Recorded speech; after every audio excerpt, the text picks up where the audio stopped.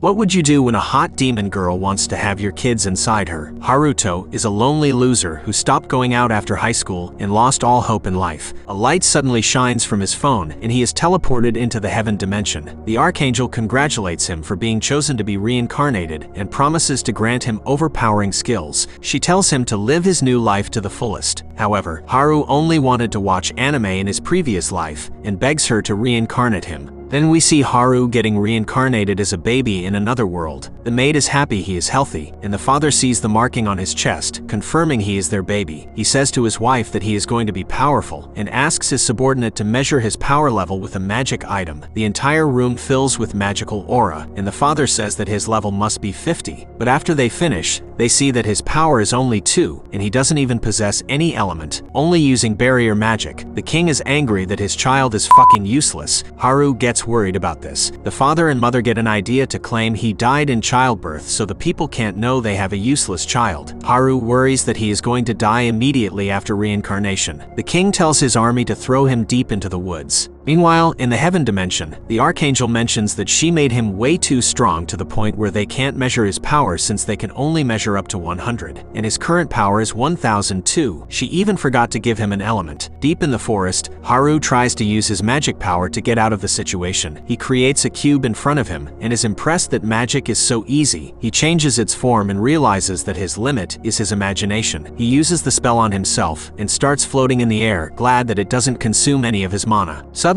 a giant wolf appears and tries to eat him, but it gets blocked by his barrier. He then creates smaller cubes and throws them at the monster, but it doesn't do any damage. He thinks of using something bigger and uses the trees to throw at the wolf. Even with that, the wolf gets back on its feet. Haru is surprised about how the fuck the wolf is still standing, and this time uses a big cliff to smash its ass. But the wolf starts speaking and begs him to stop. However, he decides to ignore the sounds he was hearing. When the wolf started screaming louder that she surrenders, he realizes she was the one talking. After calming down, she mentions that she wanted to replenish her mana, but is surprised he was so strong as a baby. He struggles to talk to her and uses the barrier to translate the thoughts into sound and starts speaking normally. She asks who he is. He thinks of saying Reinhard but claims he is Haruto and says he was born into a kingdom but was abandoned because of his power level. However, the wolf is confused since she sees an intense mana floating around him, exceeding human limits, and wonders if he is reincarnated as a demon lord. Haru doesn't want to tell her that he was Shrimp Loser in the previous life and claims to her that he really is the demon king. She is shocked hearing this and admits defeat, begging him to kill her, but Haru doesn't want to harm her, so he asks her just to stay beside him on his adventure. She swears as a flame Fenrir to protect him on his every journey. Haru says goodbye to her, calling her Flay. She calls him, telling him she is thankful for giving her a name. As Haru continues trying to speak, he starts falling to the ground. He says to Flay he wants to suck some milk from her breasts since he didn't have any food. Flay tries to do something and transforms into the hottest wolf woman. Haru then wishes to have been a little bit grown up,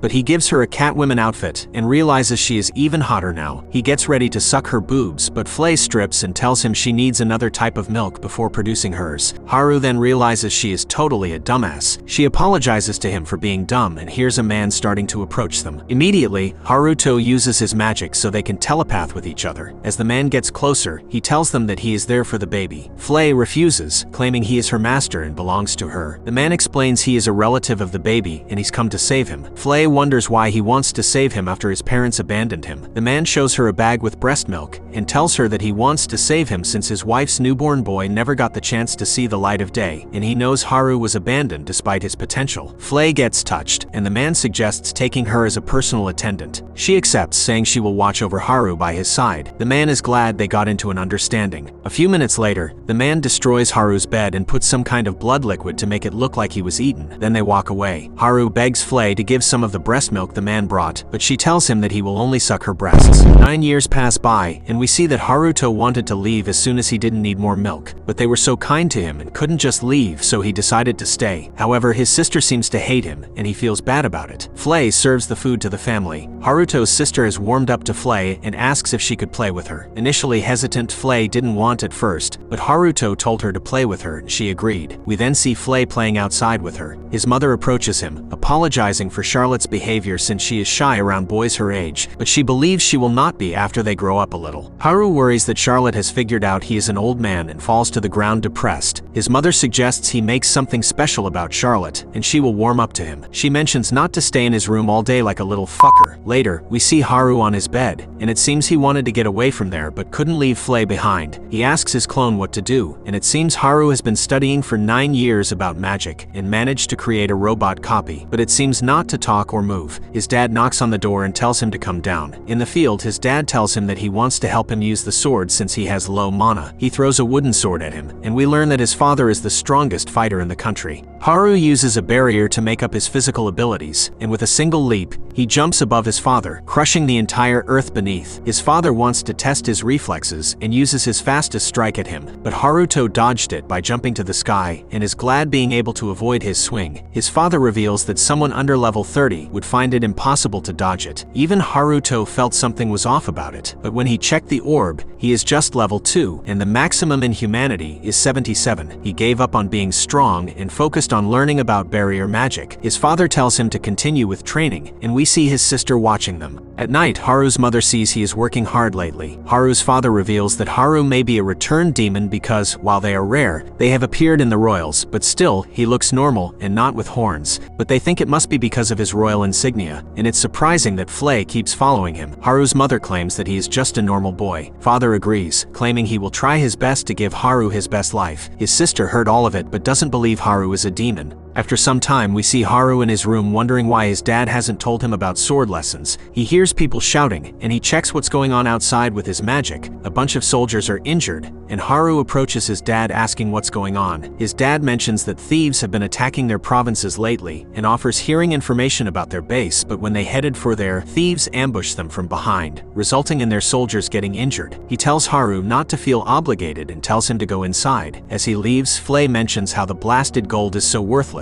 Haru is pissed and tells her to shut up. As Haru walks past, we see him recovering all the injured soldiers with his barrier magic. They are confused, wondering what's going on. At night, when Haru leaves his room, we see Flay waiting for him. She doesn't dare to talk, and he realizes she is still following his previous order. He apologizes for losing his temper, and she starts speaking again. They go outside, and Haru wants to find the thieves who attacked his father and his subordinates. When he finds them, they look to him like normal soldiers. Flay suspects that there must be a spy since they knew they were coming. Haru and Flay decide to go and wipe out the bandits. As they leave, we see his sister watching them. We see the man celebrating their victory, and their leader mentions to some man that he let Haru's father leave, and claims the next time he is going to end him and return to their houses. Suddenly, Haru comes in hearing their conversation, and flies one of the men to the wall, and threatens them to answer his question. Later, we learn that they are from the neighboring empire, and infiltrated the kingdom disguised as thieves, and had an accomplice to get them through. Haru wonders if someone is after his dad's life in the kingdom. The men beg him to let them free since they told him everything. He thanks them for the cooperation, and orders Flay to burn their ass since they were the ones who attacked his father and wants them to pay. Then we see the entire place being burned by flames. As Haru and Flay leave, Haru thinks of sending an anonymous letter to his dad about what happened. The next day, the father is surprised that the Empire is involved. Charlotte wonders who took down the bad guys, and he thinks it must have been Flay's doing. Charlotte suddenly gets up and explains that she has something to do. As she leaves the office, she thinks about what she saw the previous night. Charlotte asks Flay if there are 2 Harus, but Flay is confused about what she is talking about. She mentions that she saw them leaving, but she knows Haru can't fly because of his low mana, and when she checked his room, she saw his clone sleeping in his bed, and mentions that he didn't have the usually scary aura. So she asks Flay what's going on. Flay is impressed she is able to sense Haru's strength, and explains to her about how powerful Haru really is, and tells her not to think too much about it. Flay reports the discussion with Charlotte to Haru, and he can't believe she found out about his clone so quickly. Haru decided to put some surveillance on her so he knows what she is up to. Days pass by, and we see Charlotte following him everywhere he goes, even in the bathroom. A week passes by, and we learn that Haru's mother and Charlotte are going on a trip to the annual festival. Haru suggests taking Flay along with them, but the mother mentions that Flay hasn't been around, and Haru remembers that she asked her to intimidate the monsters so they can't attack the towns and villages. Later, Haru's alarm goes off,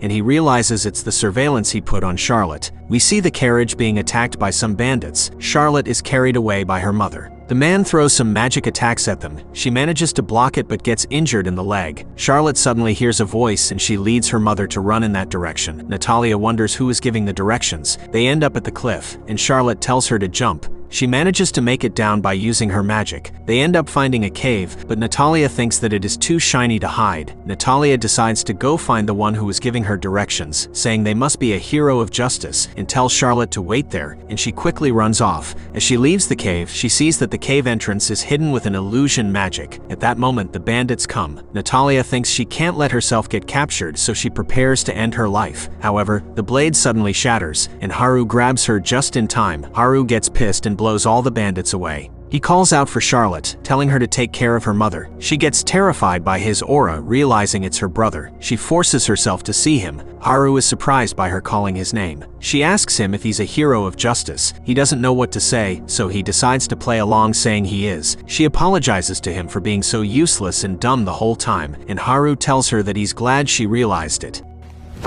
Emotional, damn it! He tells her to keep his identity a secret from the others. At night, Haru's father receives a report about what happened, and he wonders about the mysterious man that saved them. He asks Haru about it, and Haru claims that he will stay on their side as long as they behave. Charlotte and Natalia return, and Charlotte immediately hugs Haru, telling him how much she missed him. Their mother wonders when did they become so close. Charlotte refuses to answer and tells them that she loves him now.